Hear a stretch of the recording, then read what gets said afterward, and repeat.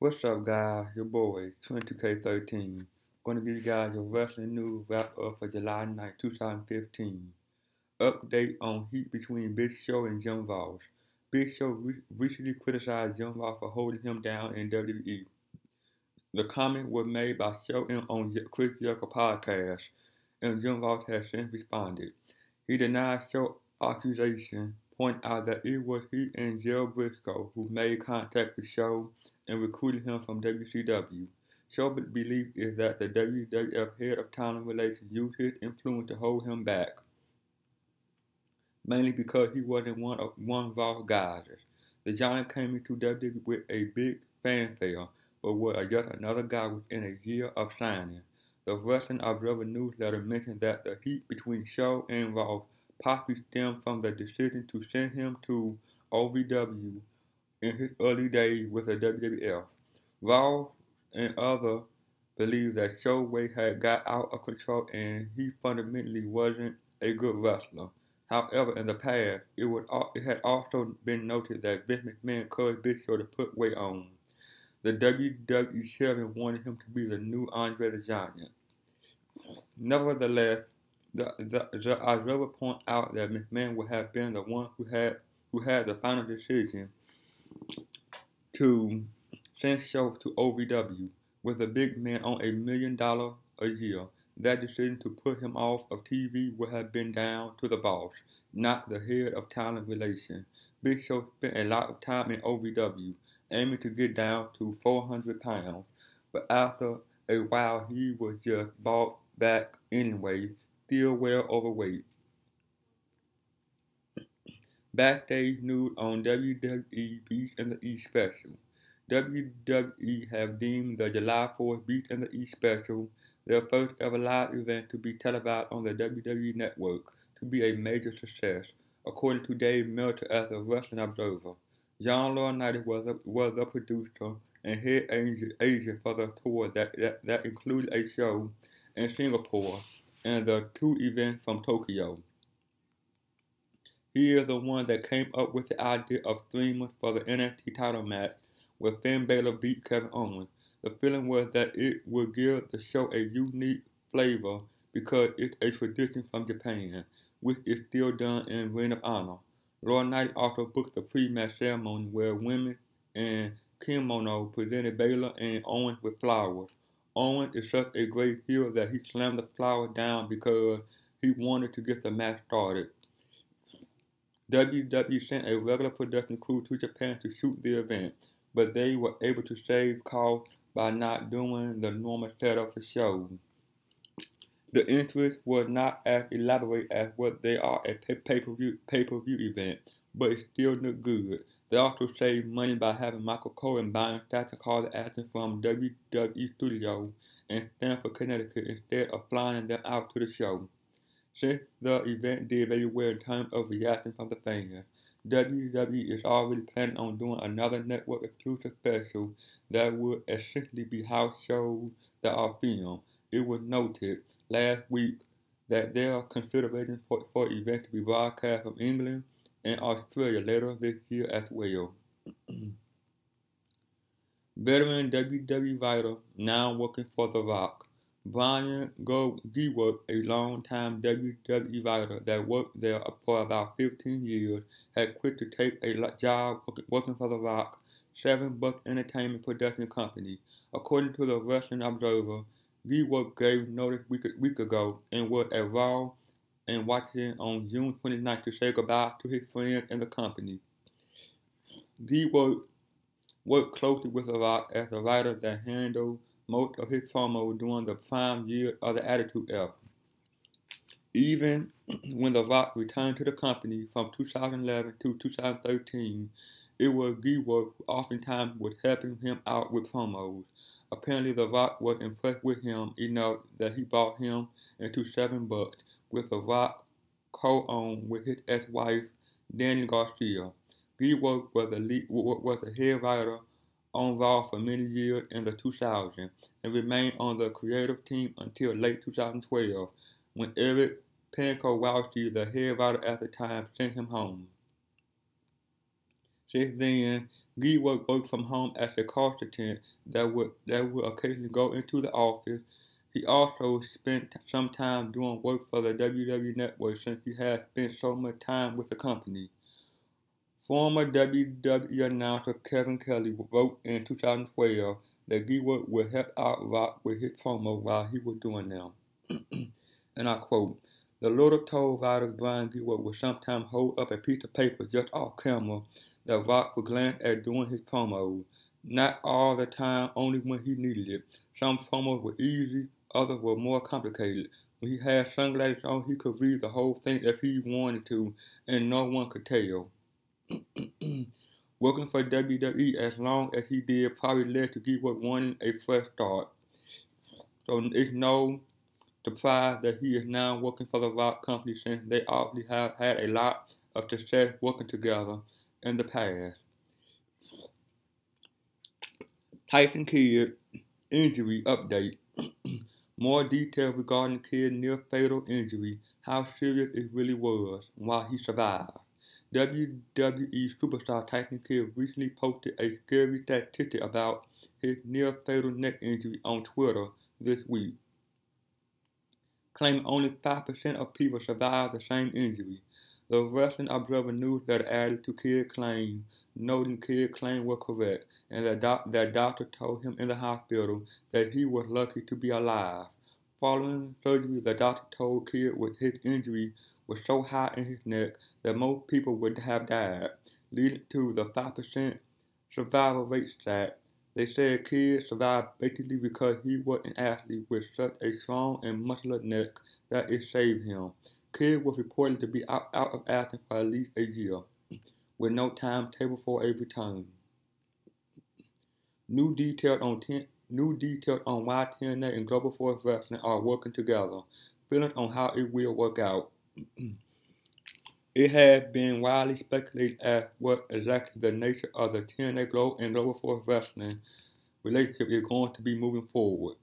Jeff Jarrett returned to TNA, along with new signing and talent exchanges, are all part of a rumor invasion angle that has some people believing Destination America will be airing GFW content during the Impact Wrestling time slot as part of this angle.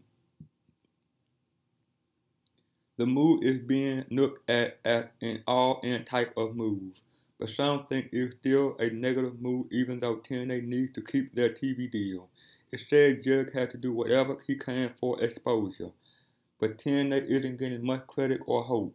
The general feeling is if TNA is giving programming spots to GFW, it will be much harder to get anyone else to pay for them in the future, let alone Destination America renewing. With all the negativity surrounding the situation, it said at least both companies are staying afloat for the time being, appearing as viable active U.S.-based wrestling companies on television. Big championship match announced for next week WWE NXT, plus Sami Zayn return, new #1 contenders, and more. The Vaudevillains defeated Enzo Amore and Big Cass in the main event of this week's NXT broadcast on the WWE Network, earning them the right to challenge Wesley Blake and Buddy Murphy for the NXT Tag Team Championship. Sasha Banks also found a new, perhaps unlikely ally in Charlotte as she teamed up to defeat Dana Brooke and Emma this week. Per their agreement, Sasha will put the NXT Women's Championship on the line next week against her longtime rival and former champion, Charlotte. It was also announced that Sami Zayn will make his return to Full Sail University next week to address the fans about his injury, suffered at the hand of now former NXT champion Kevin Owens. Finally, after months of petitioning for Jason Jordan to choose him as his tag team partner, Chad Gable will get his chance. The two team up for the first time ever next week on NXT. TNA behind on paying production crew yet again. Backstage thought on Ring of Honor head-to-head with NXT in Brooklyn next month. According to a new report from Dave Meltzer, the TNA production crew has still not been paid for the Impact Wrestling television taping date back in May. This is not exactly a first-time story, and everyone is expecting the company will have to send out checks before the long set of taping in just 2 weeks, because Tanner obviously can't afford for the crew to not show up. Apparently, there is some concern from Ring of Honor over their August 22nd Field of Honor show in Brooklyn, which runs the same weekend as 3 back-to-back WWE shows in the same city. The show was booked with the knowledge of NXT coming to town that day, but that was back when it was just supposed to be a house show, not a full-fledged NXT takeover event on the WWE Network, hosted at the Barclays Center, which is a far bigger building than they ever run in before. Early ticket sales for Field of Honor were strong enough that the date and time of the show won't be changed, but they may attempt to get a hold of a few more top names to stack the card, and that for a show that should already be pretty loaded, with 3 of New Japan's top stars in Shinsuke Nakamura, Kazuchika Okada, and Kushida working the show. Lucha Underground talent taking booking for August. Update on possible TV taping date for Season 2. According to Dave Meltzer of the Wrestling Observer newsletter, Lucha Underground roster members have been told that filming for Season 2 may begin in September. Many were said to be unhappy recently as they needed to get booking well ahead of time for August to fill their schedule. But now it's certain there won't be any conflict next month, because the promotion has still not made any official announcement about a second season, let alone confirmed taping date. There are still those accepting booking for September, due to the nature of their contract. If any date will fall on a television taping day, Lucha Underground takes first priority, and any double book talent will have to pull out of their advertised independent appearance. More on Ohio Valley Wrestling sales, comment from current owner, is it setting up an angle. We previously reported the Ohio Valley Wrestling promotion was up for sale after being owned by Danny Davis for 22 years. Although unconfirmed, the Wrestling Observer newsletter noted that the whole thing read like it could be setting up a larger angle. Davis announced he sold the company to a private investor, and their mysterious identifier will be revealed after the next TV taping scheduled for next week. Davis said, and I quote, "I have been searching for the perfect person to carry on OVW legacy, and I believe I found them." He also added, "I want to thank the guys and girls who allowed me to play a part in their career, and the OVW fans for their unwavering dedication. I've been mulling this decision for several weeks, and the time is right for my family to begin a new chapter." Ohio Valley Wrestling was a primary developmental facility for WWE between 2000 and 2008, producing stars like John Cena, Randy Orton, Brock Lesnar, Dave Bautista, Shelton Benjamin, Nick Eugene Dinsmore, and many, many more under David. They also acted as a developmental brand for Impact Wrestling for a short time. Vince Russo claims Triple H tried to keep him out of WWE. Vince Russo claimed during an appearance on Ring Rust Radio that Triple H tried to keep him from returning to WWE back in 2002, after WCW went under. Here's a quote from the interview, and I quote, "When Triple H was breaking into the WWE, and the Madison Square Garden incident happened where he became the scapegoat, there was nobody in his corner more than me. When that character was first being developed, there was no one developing that character more than me. I used to write every single one of his promos. I only had one instance working with him that he really disappointed me. He straight out didn't want to do a job to D'Lo Brown, and I really had an issue with that. I never read or followed in any of that stuff about him, but I was very disappointed when I almost went back to WWE back in 2002 and found out more or less Triple H was not in my corner after all I did for him. Fast forward 12 years later, and you see the position he is in and Stephanie is in, and now it makes all the sense in the world. If you eventually want the power, then you want to keep a guy away like a Vince Russo, away who from a creative standpoint is going to produce better content and better TV than you can. A Vince Russo is a better writer and went to school for writing to be a writer and knows the art of writing. When that happened in 2002, and I learned he was working behind the scenes to keep me out of the WWE, I would be lying to you if I told you my opinion of him did not change. Backstage injury update on two WWE divas, Nikki Bella and Becky Lynch. Becky Lynch is out of action for a few weeks due to a hip flexor injury that she suffered during her NXT TakeOver match with Sasha Banks. Lynch has continued to work through the injury. However, she is now taking some time off to recover. Nikki Bella is currently working with a partially separated shoulder. There is currently no word as to whether or not the injury is something that will eventually require her to take time off or not. Backstage update: numerous Japan stars take part in WWE tryout last week.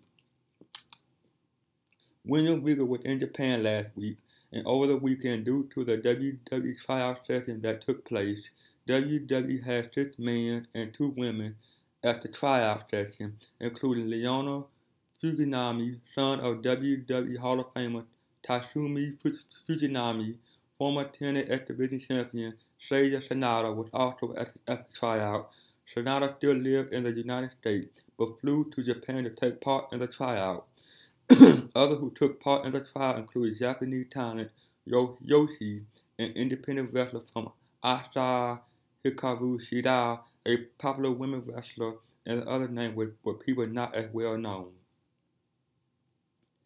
Backstage update: Stardust backstage at Raw. Are there babyface plans for him? And more. Although Stardust was back at television this week, WWE decided not to use him. The belief is that WWE isn't ready to turn Stardust babyface, and due to the fact that he is Dusty Rhodes' son and people probably won't want to boo him, they are waiting to bring him back to television. Backstage update: 2 top WWE NXT divas headed to the main roster, plus original plan reveal. Originally, few of the NXT divas, Charlotte for sure, were scheduled for this past Monday edition of WWE Raw. This wasn't the first time NXT divas were set to make their main roster debut, only for plans to be changed. As noted recently, Charlotte and Sasha Banks are expected to be brought up to the main roster in time for SummerSlam, and they are likely to be involved in the Paige vs. Team Bella angle as part of Paige's team. Backstage update: what matches are currently planned for WWE Battleground pay-per-view event? Randy Orton vs. Sheamus, Dolph Ziggler vs. Rusev, and Nikki Bella vs. Paige are expected to be added to this month's WWE Battleground pay-per-view. While Bella Paige isn't official yet, we can confirm that it was on the book for the event as recent as a week ago. In the case of Ziggler and Rusev, WWE is doing an angle where Ziggler is out indefinitely, so they might hold off on that match. Former WWE diva Serena Deeb retiring from wrestling. Former WWE diva and Straight Edge Society member Serena Deeb is retiring from the wrestling business at the age of 29 following her final match for Arena Promotion at Korakuen Hall in Tokyo, Japan on Friday. She posted the following message on Facebook to explain her decision, and I quote: "Tomorrow I'll wrestle at Korakuen Hall in Tokyo. This will be my final match. I have opted to peacefully and humbly close to my career with the deep honor and respect that I was brought up with. I infinitely thank OVW for raising me in such a way in this business. It is a lost art. I am so grateful to every person who I have formed memories with over the past 10 years. So many of you are my family. I fell in love with pro wrestling when I was very young. I experienced many incredible moments as well as countless heartbreaks. I got to have my WrestleMania moment in front of 72,000 people. I have been blessed with 7 trips to Japan, and I have chosen to close this chapter of my life in this beautiful country. There is no remorse in this decision. I have simply grown. I love you all. Thank you." She was most known for her WWE career as part of CM Punk's Straight Edge Society stable, along with Luke Gallows and Jody Mercury. Punk famously shaved her head while she promised she wouldn't drink or do drugs, which is what the SES was all about.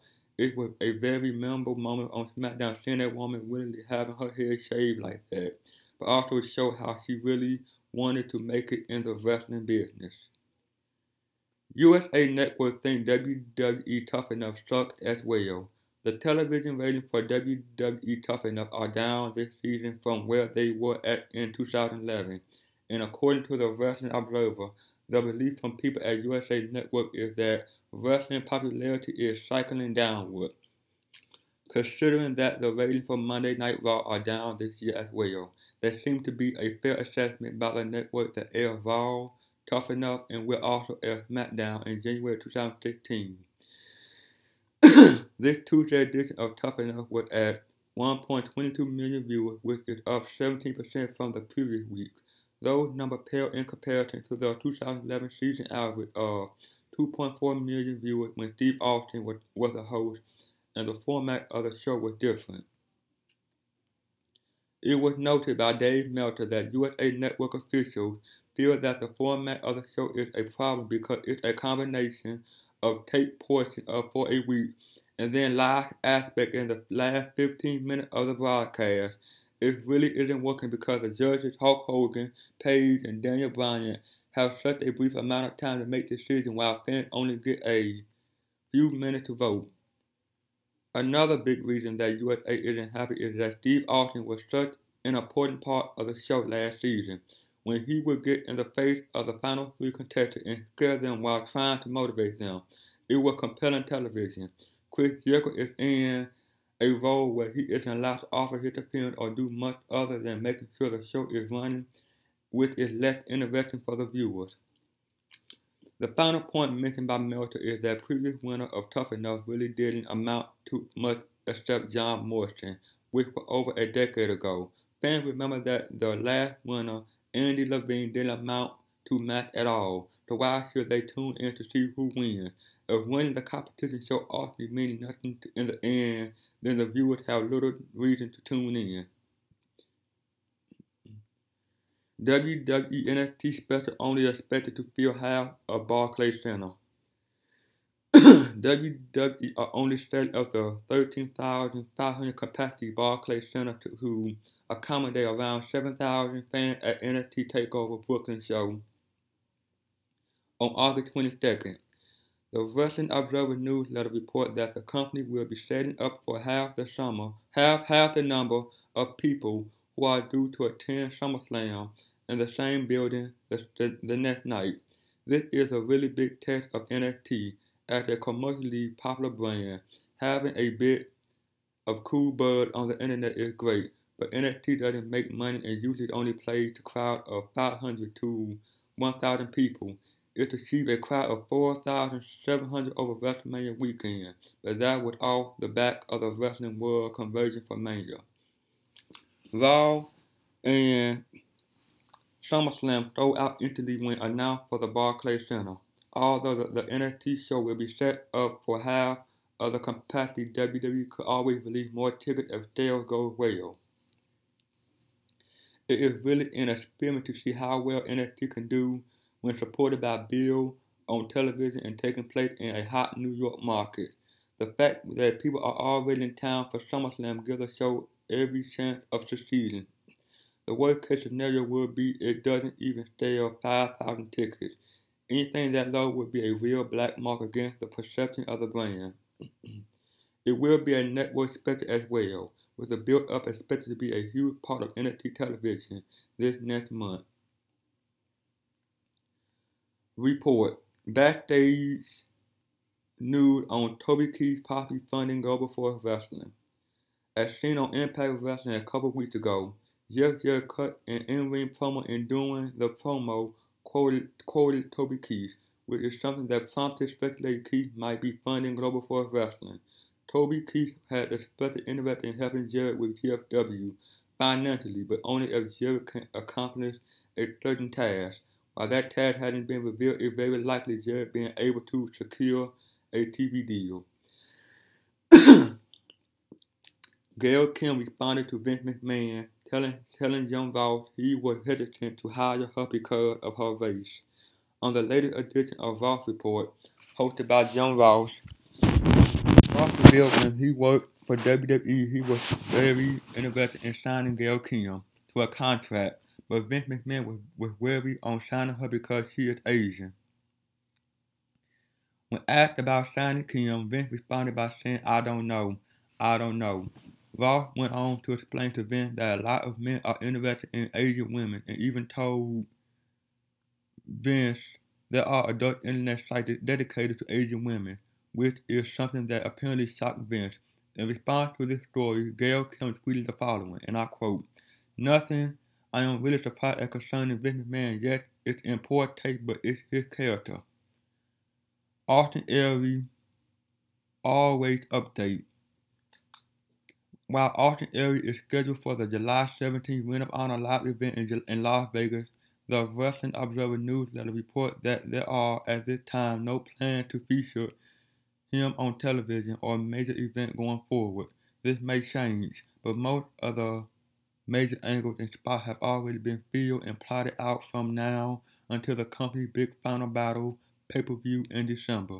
As noted, with the way the landscape has changed in wrestling lately, Ari believes it may be possible to return to TNA and work shows like ROH simultaneously as a free agent without signing any kind of long-term contract. Kelman noted on Twitter that this season Total Diva won't feature her very much. She is working with WWE credit on improving her character and is trying to expand the Ariane Andrew brand. And finally, Roddy Piper continuing online feud with Steve Austin. Roddy Piper continued to add fuel to the fire with his online war with Steve Austin, as Piper had been retweeting negative posts about Austin, including comments which suggest Austin was behind Piper being released from his WWE Legend deal. Piper also posted the following on his Twitter account, and I quote, I don't lie, I'll bury in 5 minutes on the next Piper Pit pod and be done with this bully BS. Well, that's it, guys. Like, comment, subscribe. See you guys on the next one. Peace.